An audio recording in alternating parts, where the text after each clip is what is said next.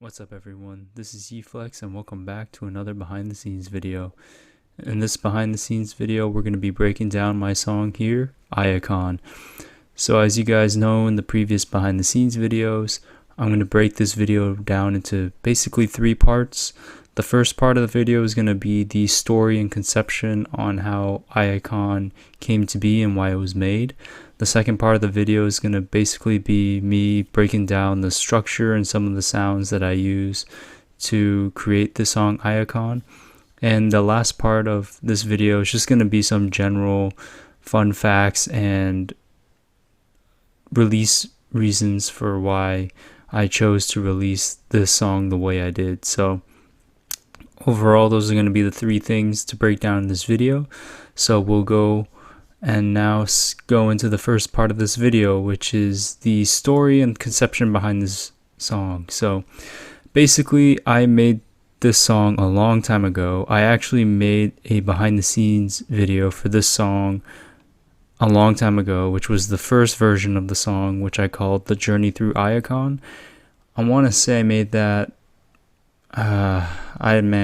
it predates me, but I think that video might have come out in 2014. Let's just say 2014. And basically at that time I released this song, but I wasn't really happy with this song that I released back then. It was just one of those projects. I was like, okay, let's see how well the song does back then. So I ended up releasing it. The name to me was kind of long, the artwork wasn't great, and the structure of the song itself was okay, but it wasn't where I wanted it to be. So basically I actually took that song down, but I forgot I left the behind the scenes video up, so I just kind of left that up for reference for myself. But basically this project sat for another good 4 or 5 years until I decided to pick it back up again and work on the song, because I wasn't happy with the song, but there were a lot of different components within the song that I liked. So basically I cut out the parts that I didn't need, because I think the song originally was like 6 or 7 minutes long, and I cut out all the excessive parts of the song, changed some of the sounds, and basically gave the song a really big rehaul or overhaul. So that is what you're seeing here, and that's why you can see here that this is the second version of the file of Iacon. I shortened the name from The Journey Through Iacon just to Iacon, because before I basically named it as how I viewed it. You're going on a journey in the song, but basically I didn't like the name because it was way too long, so Iacon was pretty short and sweet. And basically the song was called Iacon because in the past I was a big fan of the Transformers franchise. Pretty much when the 2007 Transformers movie came out, I was a huge fan of that right before the Marvel Cinematic Universe started. So I was a big fan of Transformers at the time, and I kind of carried into when I was creating this song. I needed a name for the song or a general idea, and I was like, well, I'll just kind of touch back into my Transformers roots. So Iacon, for those that don't know the Transformers lore, is the central main capital city, I guess, for all the Autobots and Decepticons on their home planet of Cybertron, which is a little fun fact. So basically I named this song after the central capital of Cybertron, which was called Iacon. So basically I just wanted to touch back into my roots when I first made this song with just the Transformers fandom and lore I had when I was younger. So basically started off with that, and as you could tell in the song, before we go into the breakdown, I did use some Transformers sounds, and that just gave it a little extra character and kind of a more obvious effect that the song was Transformers related in a sense. So overall I just made a song that was kind of different. I wanted to try making trance, and this is actually the first song and my first attempt at making trance. any type of trance in general. As you can see, the BPM is at 138 beats per minute. At the time, I was really into trance, and Armin van Buuren's label, Who's Afraid of 138. So a lot of the songs on that label are trance songs at the BPM or beats per minute of 138. And I really was super into that at that time. So I wanted to make a song that was a trance song in that kind of BPM range. So that's kind of why this song came out. But also the spacey atmosphere was the style I was going for at that time. I was still trying to figure out what my style was and what sounds would work. So I was definitely experimenting, and this is the first trance song I pretty much finished, but I had to give it a really good rehaul. So now that's basically the story of how the song was initially conceptually created. And now we'll break down the components in the song. So basically, in the original version, I think the intro was basically the same, but for this song, I added a choir and I added strings, and it's pretty interesting because both of them come from Nexus. The choir is a classical choir from the voice section Nexus, and the strings are the Hollywood brass in the classical section. Basically, I wanted to really build this kind of atmosphere, kind of a spacey atmosphere. So the arps are what I originally had in the first version of the song. And it's just these arps in Nexus called Rising Up. And there's nothing super special about that and the swelling gate. I did use these sounds a long time ago in a song that I lost. I think I used it in a mix once, but it was a song I wish I had, but I didn't save at the time when my hard drive died. It was originally going to be called Arpeggios, which I would have changed the name, but it was basically using those two arpeggiators in Nexus, and I pretty much had that play throughout the whole song. But basically, I was utilizing a lot of those two arpeggiators in various songs, and for most of the songs I created, I think this is the only one that was released that really utilizes these arpeggiators. So basically I have the intro with the arpeggiator and the choir going.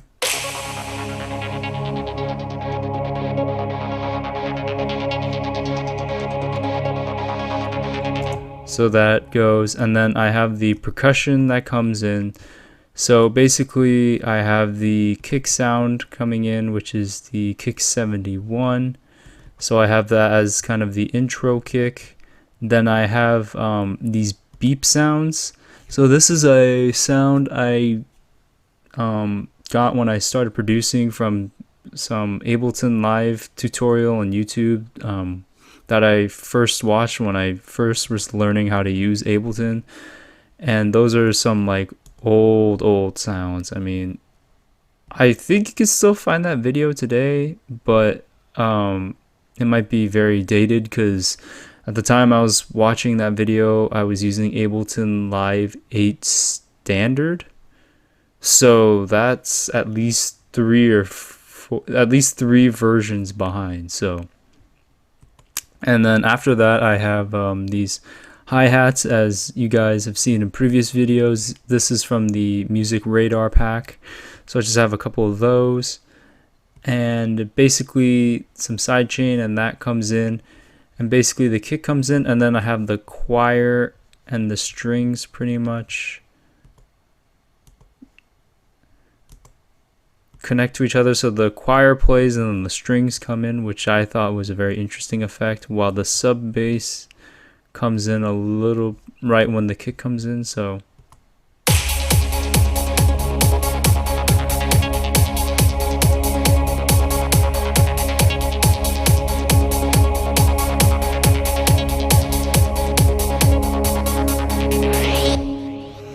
as you can see, the choir kind of fades out here.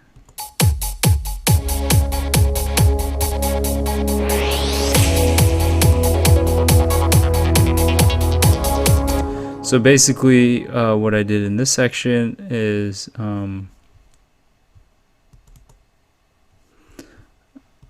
I think I just had the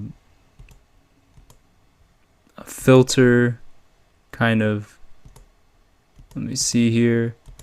Yes, I had a filter kind of transition and kind of dip the sound out for the choir, so then the strings can kind of come in when they do, and then that's automated with some volume, so then the volume slowly rises up and then the strings play. That was probably the smoothest transition I've made in a song so far. That's one of my favorite parts in the song, is that transition just in the beginning, because it's so seamless, at least to me, that I forget that they're two different sounds.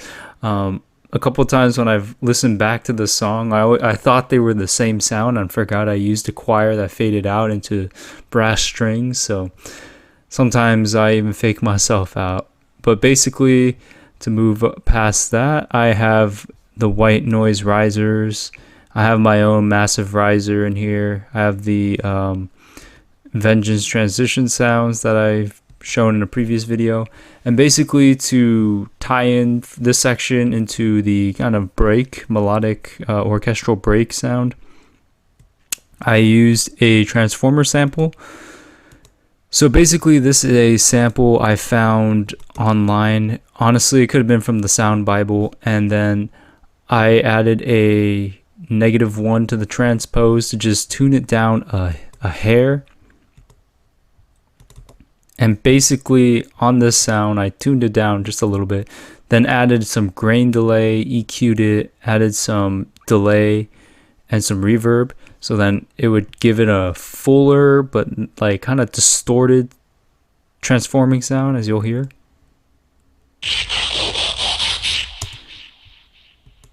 Which is really cool. And basically, I had it start a little bit before the first measure, just so it would transition a little smoothly, because if I had it starting from right here, then it wouldn't have transitioned as smoothly as if it started a little bit before when the sounds are cutting out. So basically that transition's there, and then we'll go into the break part.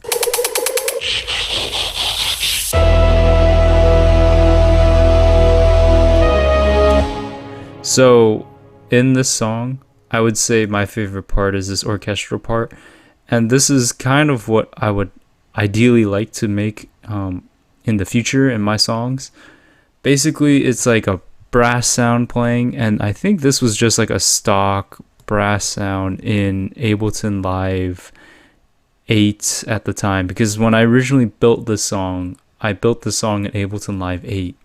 So yeah, these two were like Ableton Live 8 sounds for the bass, and then the brass here, yeah, is the release brass. I think it's also here in 9, but I think this was the Ableton Live 8 one.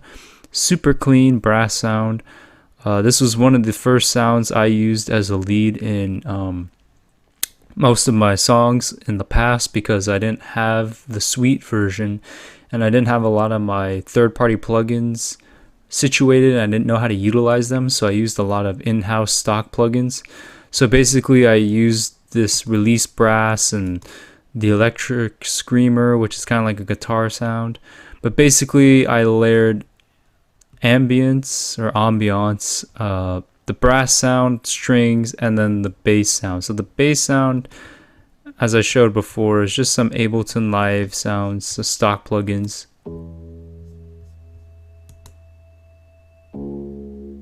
Nothing super special, kind of like short, kind of pluckish bass sounds.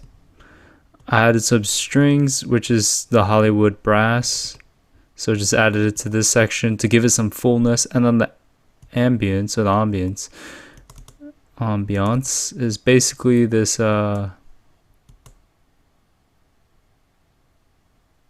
sorry about that, computer glitch. So basically it's this Mtron sound. So basically it's another Ableton Live stock plugin. basically here it's just like a pad. It doesn't sound like anything super special on its own, but when you layer it with some other sounds like the strings, it sounds pretty good.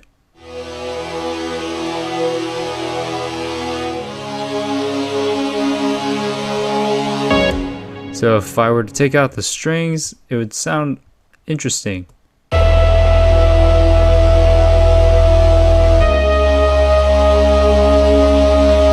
While that's not bad, it just sounds a little metallic. When you add the strings, it gives it a little more color, texture, and a little more of like a metallic ambiance and a little spacey ambiance to it.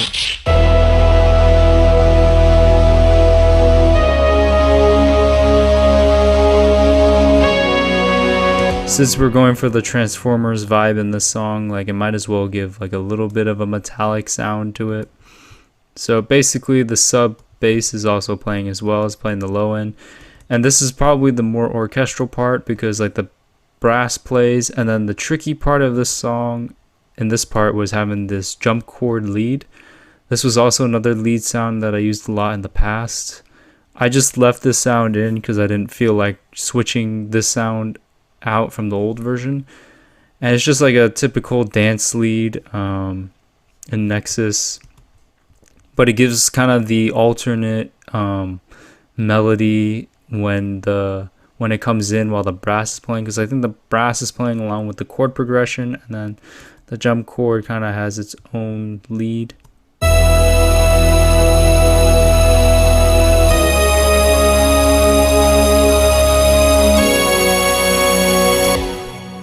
Actually, the jump chord and the brass play the same lead, just that the jump chord is an octave higher and gives it more high end. So that's my mistake. It's my apologies. It's been a while since I've opened this project, like most of my other behind the scenes videos I've been doing. It's been a while since I've opened these projects, so I don't exactly remember each aspect of the song, but try my best and go from there. So basically that is when the jump chord comes in, and then as it transitions from this orchestral part, I have the kicks eventually come in, and then all these sounds pretty much fade out. So either I did volume automation or I did a auto filter or a filter, and I filter out that. So basically from here, like when the arps come back in, it starts to filter.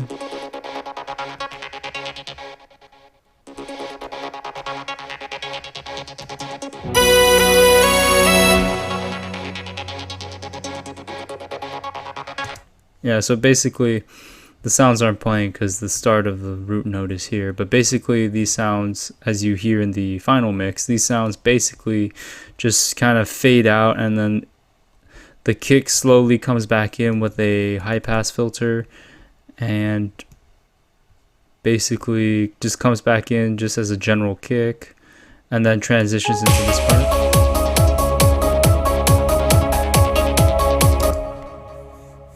So basically this is the build up into the drop section. Nothing super special. It just kind of introduces the new sound of the odd say and the plucks, and basically those two sounds, and reintroduces the arp. So it kind of gives you an intro to like what the drop is going to sound like, and the plucks are basically from Nexus, which is the pluck fairy tale in the pluck section, I believe. Yes, correct. And basically it just kind of builds up, and I create a build for the song with some beeps in the percussion coming back. So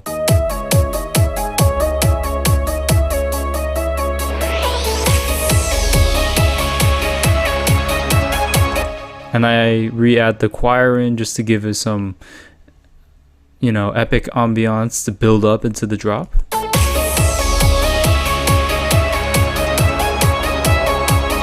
And then after that, when it drops, I also have the transformer sound right before the second drop, or the actually this is just like the first drop of the song, because there's not really, this section here is not really a drop, it's more of like an orchestral break.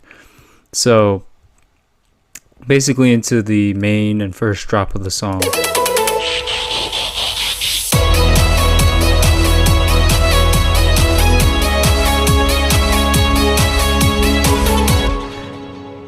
So basically I have introduced a new sound. It's called the Nexus Bells. It's another pluck sound. This one's interesting because I just basically had this in the original version, and it's just a bunch of kind of plucks going, starting in the key of E. And basically they just kind of play in the background. In the old original version I had them panning left to right, but in this version I just didn't see that as being necessary, so I kind of took out that automation, and then that plays out. There's a more kind of intricate percussion loop here. I used the kick 100 for the main drop, and then I kind of just have like some other of my more standard music radar and other audio percussion samples just playing a very simple loop along with the other music radar loops, and then I added these claps. So basically these claps also come from the music radar pack, so it just creates a very simple but effective kind of trance percussion.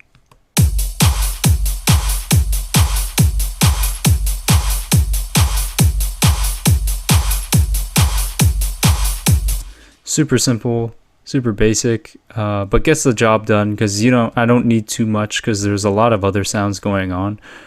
I brought back the ambience, the arps, the strings.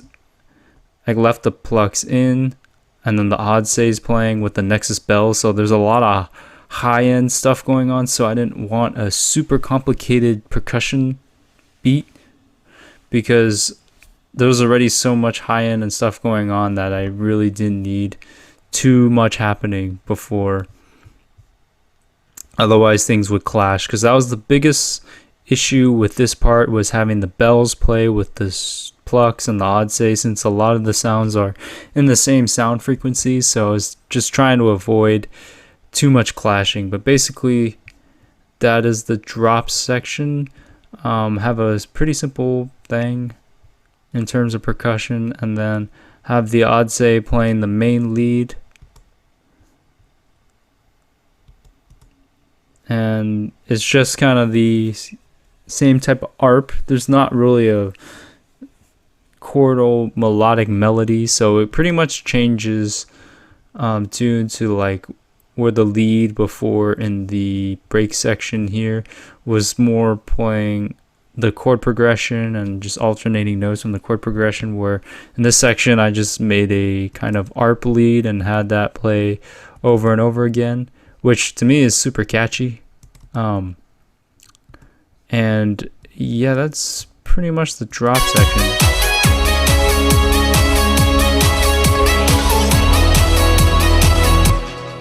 I will say one of the main issues I was actually having in the original version, I really wanted a distorted bass in this section originally to give it a more driving feeling, I guess, in the bass section. But when I was remaking the song, I realized that it didn't need that. Like a cleaner bass sounded a lot smoother and better, so I just left it out. Like a hard bass sound, like I think I had one in there, and then I eventually deleted it because I was like, that's pretty unnecessary. So overall, then after the drop section, basically the outro, before the outro I have the kick stop, and basically the hi-hats just play, and then it's just a pretty basic outro. Have the beeps come back in, and just have the plucks and the odd say and the choir playing, just to give like a good outro, and then it eventually just kind of fades out a little bit, or it just ends the way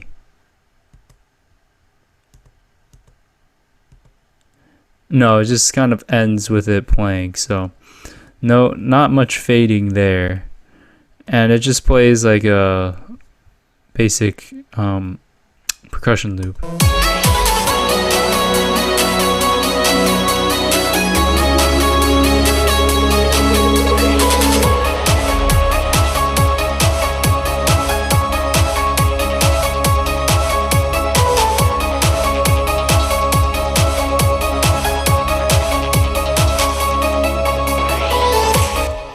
So basically, that's the outro. The beeps come back in. The reason why I even kept the beep sound in this song is because in the original version, the beeps were a lot more prominent, and they sound a little kind of abstract or kind of weird in the song, but it was kind of a good weird that I kind of got used to hearing in the song, so I just kind of kept them in. Even though they don't really make sense, I just thought they were a good addition. And overall, I just really wanted to make this song as good as I possibly wanted it to be. It was like an unnecessarily long song. I mean, I think there were 2 more minutes added onto the song, which I myself couldn't wrap my head around to listen to. So I want to shorten the song and just make it a lot more refined and more modern, and for me more listenable, not listenable, more easier for me to listen in terms of the duration of time and just the clarity of the mix. So overall, that's basically the breakdown of the song. There's nothing super special. It's like my other songs. With the sub drop here, as you guys have seen in previous videos, just with the sub bomb and a high and a low bass. And in the master chain here, just a cut at 7,000 hertz. I had a comment about this in terms of why I cut here, so just a little backstory on that.